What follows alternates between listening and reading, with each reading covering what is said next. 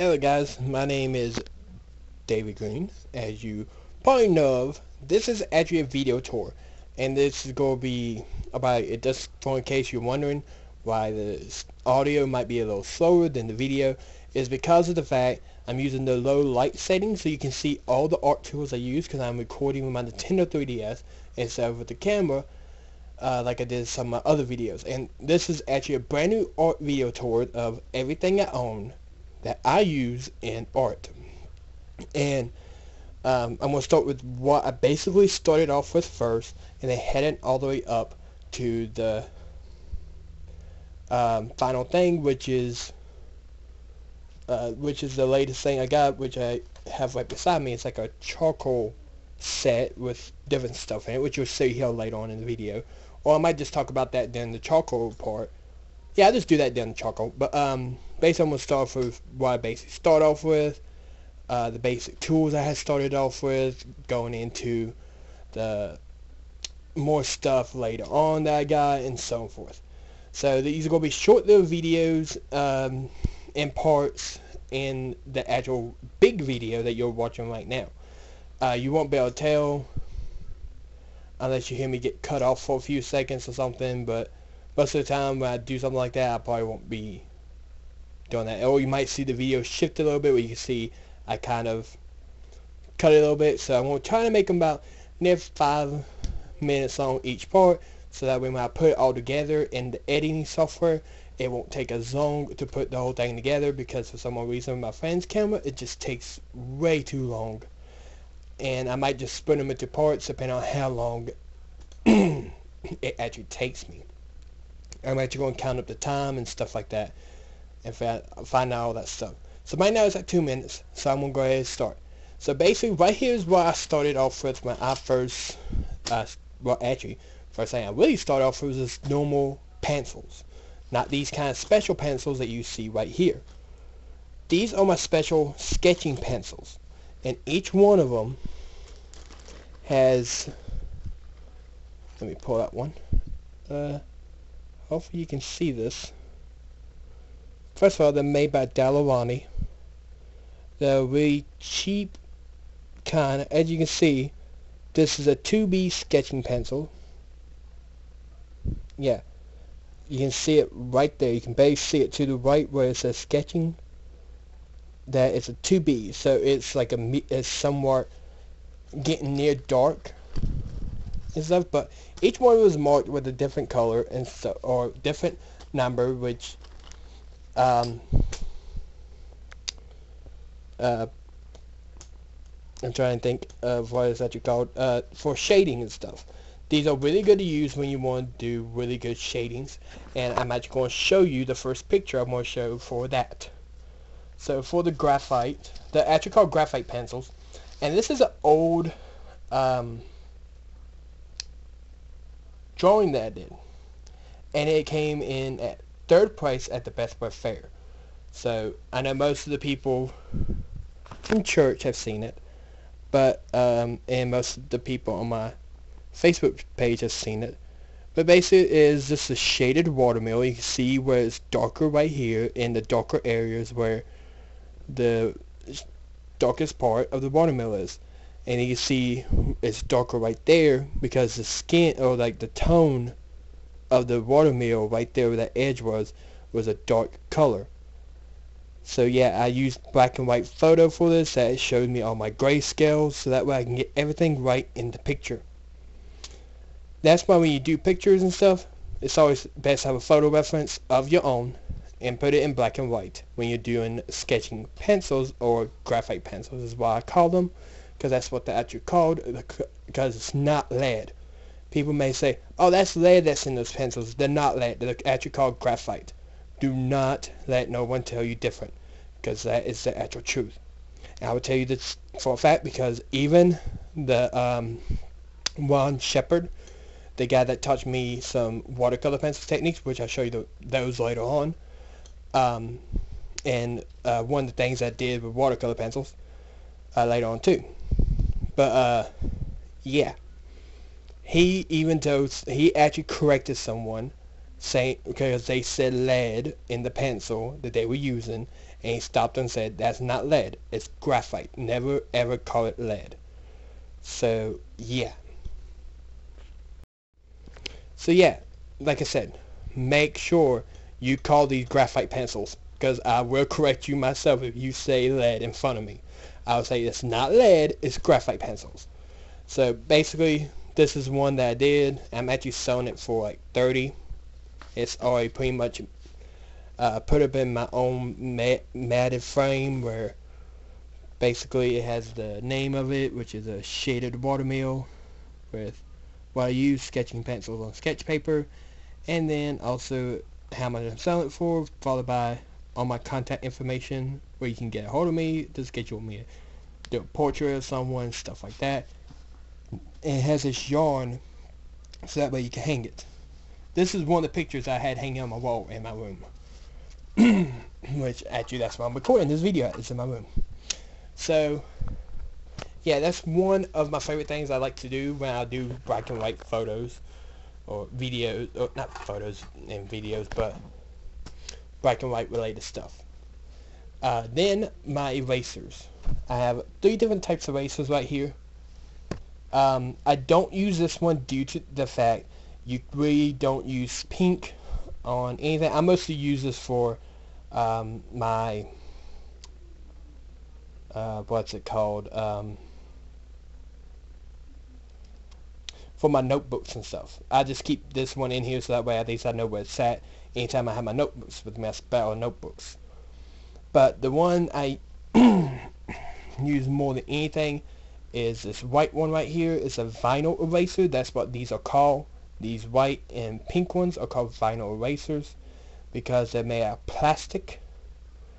They are a plastic eraser made out of plastic rubber, which is really good for doing details and stuff. And you can see I use this one a lot and stuff. But this is really great when you just want to make like little lines in graphite, when you're working with graphite pencils and stuff like that. This is called, what was this called? I can't remember the name of this eraser. I know it's like a, what was the name of this eraser? I can't remember the name of this eraser, but it's really not a good eraser to use because I really do not like it myself. Because it will eventually tear the paper. But it's good to take out big sections of something that you messed it up on. So that's what's best for this, is like when you have a big area and you really need to erase it. This is what that's made for. Like I said, I don't remember the name of this kind of eraser. Just type in the definition of what I told you what they're used for, and you could probably find this online. So yeah. But then I have a sanding block. We use these to get fine points on our graphite pencils, or graphite sticks, which I have these little sticks that you can't really see all that well. It's literally right here. You can barely see it, but I'm pinching it with my fingers right now. That's how long it is. But they're called graphite sticks. They're just like the graphite pencils and stuff, but they're like in a stick form where you can cover more area with it. I have I think a 2H and a 2B, no, 2B and an 8B graphite sticks, and those are really good when you want to cover big areas. Tortillons. These are blending stumps, as what some people call them. I would say, let me move my erasers and stuff. These are called tortillons, and these are very handy when you want to blend. As you can see, you can see from the tip of it how it's all black and stuff. But these are really good when you want to blend graphite or soft pastels or charcoal. These are best for, but you can also use these with the sanding block to get rid of all that graphite gunk and stuff like that. but they're really interesting and I really like them a lot. And you can make your own. They're very easy to make. I know I looked up a video online and found out how to make them because I know I'm going to be needing some more soon. I'm actually planning on just going by pack because they're about $4 by Dalawani. And because I know I've seen them up at Walmart before, because that's where I know Dalawani's is at Walmart, and I think they're pretty interesting. So yeah, if you really want to be able to smooth out your graphite marks or charcoal, which I'm about to show you the charcoal sticks and the charcoal pencils and that little kit I was talking about. But yeah, these are what these are good for. Sometimes I just use a paper towel for charcoal, but for charcoal and graphite pencils. I mostly don't use these that much.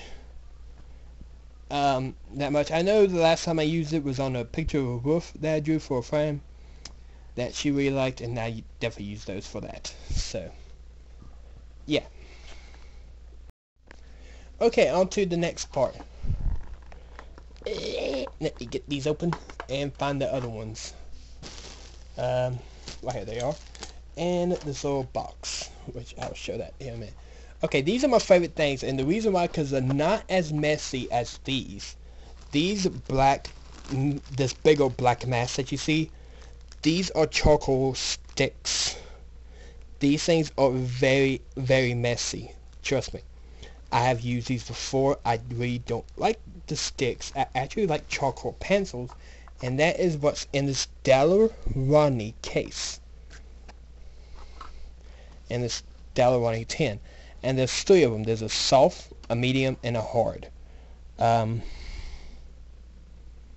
me see if I can find the... Right there is the... This one is the medium. That means this middle one's the soft. And this one's the hard. I think the hard means the lightest, the medium being the middle tone, and soft means the darkest. So, and you're about to see what two things I use them for, which I also use soft pastel, a white soft pastel on one, which I'm going to show you after I show you this. This is my favorite thing right here that I got from my neighbor Annie, which I might want to fix that because those two are coming out. Hold on a second. But as you can see, this is a nice little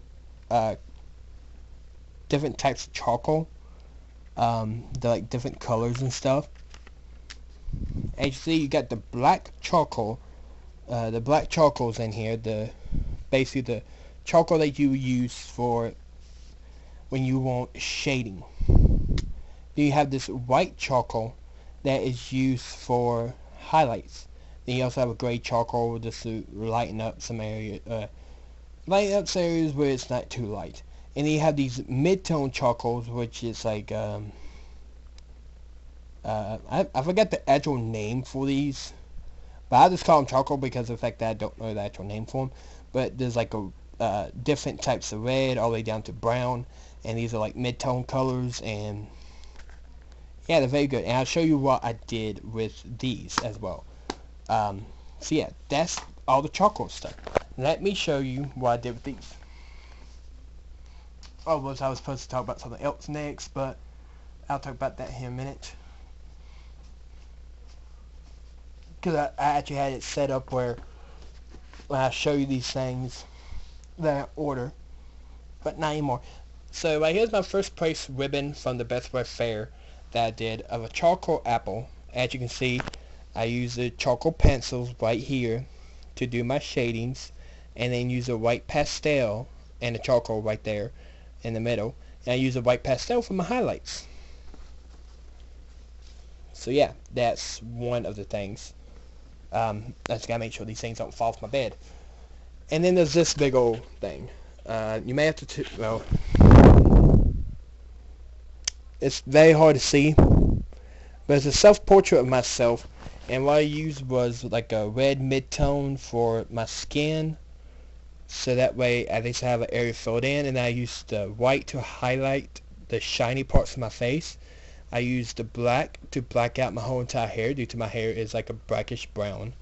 In real life, yes, that's what it is. Shadow around my neck, the highlight around my neck, and then the shadows on my plus I also use the gray just to lighten up all this to give it a tone of a color, and then black to use for that. Just to let you know, my favorite thing I like to use is hairspray, because that keeps the charcoal from smearing. So there's a hint for y'all. If y'all wonder how in the world does this stay and it does not smear, hairspray is the best thing to use, because it's like a fixin' it, and it really does work. Because I used it on my soft pastels for one of my pictures you'll be seeing here in a minute, for like a tulip I did when I get to soft pastels. Right, here's another thing I like to use when I measure out the size of my pictures to get them into the right size picture frames later on in the future. When I first started, I didn't measure them out for picture frames. So in the color pencil drawing that you're about to see here in a minute, of one that I think I should have entered, because I could have probably won first for this, but yeah, it's a little too late now to enter it in. But this is my ruler, and this is where I just measure out. It's a 10-inch ruler, or 12-inch ruler, sorry. It's a 12-inch ruler, and then it also has the centimeters on the other side, the 30 centimeter side as well. So yeah, it's a little good ruler, and I like it because it's flexible and it's shatterproof, so it will not break on me. So no matter how much damage you go through, and this is why I had my name on it. I was trying to get rid of my name, and it just didn't do a good job. When I try to get rid of my name on there, but yeah, as you can see, it is shatterproof, so it will not break, no matter how far you bend it. And trust me, I know this because I already tried it before. I have not been able to break it. But yeah, this is one of my favorite tools and everything. So yeah, this is the first part of the video tour of all my artwork. This is actually going to be more break into parts, so that way it wouldn't be too long and everything. So it's going to be all set up, and they're all going to be on YouTube as well. All this is going to be on YouTube. And plus you can see the video tutorial of the video things that I did of my Colors 3D paintings I did on our application that I have on my 3DS, and they're really nice, and you should check it out as well. Check those out as well on my YouTube page, which is, it won't be hard to find at all. So yeah, basically this is the end of part 1 of showing my stuff. I still have many more things that I have to go through, and I just have to get them set up for that part of the shoot. So that way I can get these things back in the little bag, this bag right here, because I had to keep everything separated so they all won't get mixed up too badly. So be back in a bit for see you in the second part.